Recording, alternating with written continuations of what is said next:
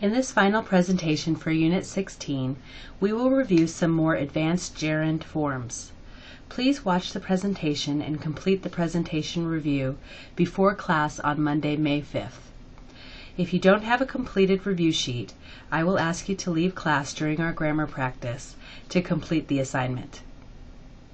In the previous video, we discussed how to recognize a gerund in a sentence and some common verbs and phrases that are followed by gerunds.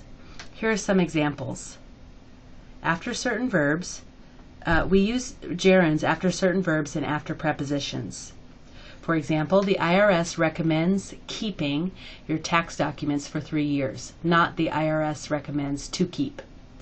After prepositions, we are so excited about seeing them, not we are so excited about to see them.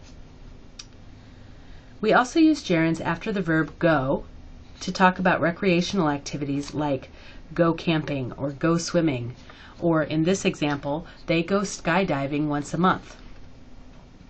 Another use for the gerund is after be used to express familiarity with something.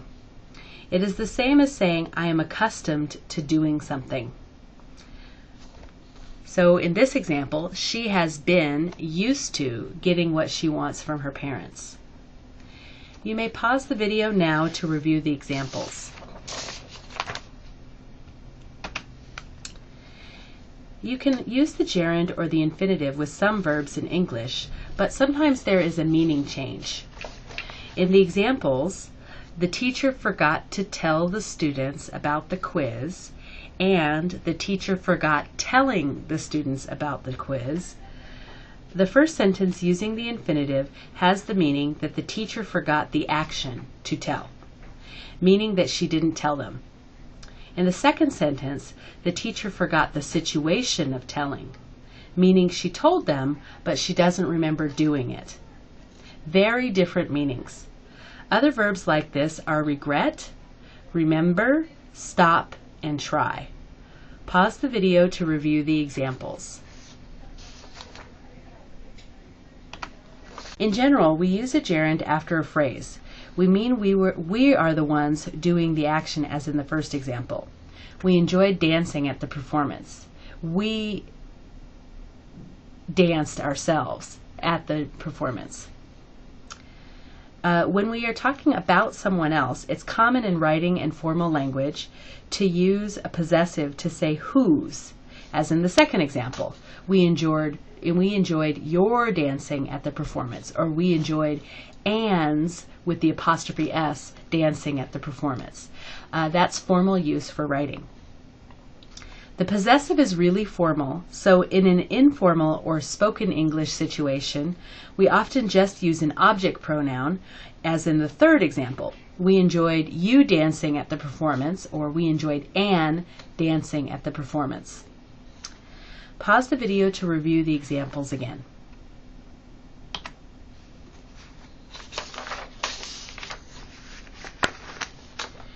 Gerunds have 4 distinct forms. Up until now, we have been learning the simple ing form. We generally use this form, but it is important to know how to use the other 3 forms. Gerunds can be used in passive form by using the gerund being with the past participle. In the first example, the agent, the husband, denies doing something is an active use of the gerund because the subject is the agent or the doer. So in the sentence, her husband denies ignoring her, the husband is the agent or the creator, the producer of the action. He denies, and who does he deny? He denies ignoring her.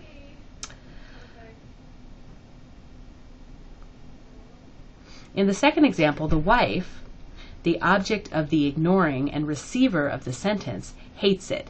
She hates being ignored by her husband. She isn't the agent, she's the object, she's the receiver.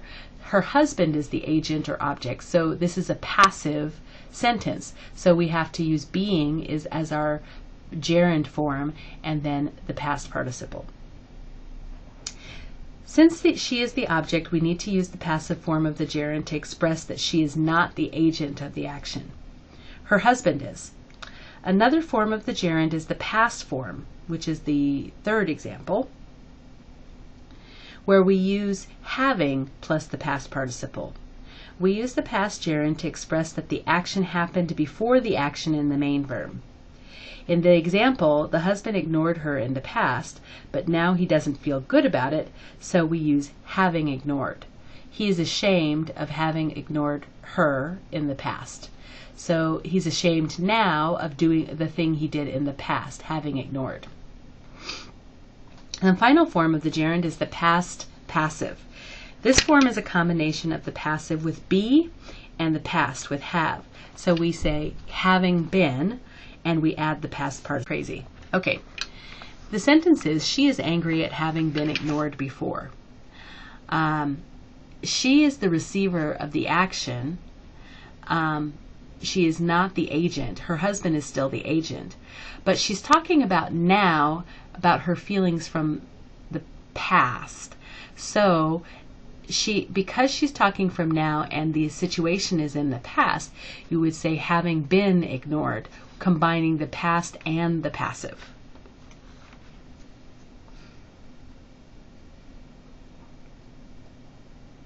Pause the video and review the examples again to check the forms. This concludes the short online presentation. Please bring the video review to class on Monday, May 5th.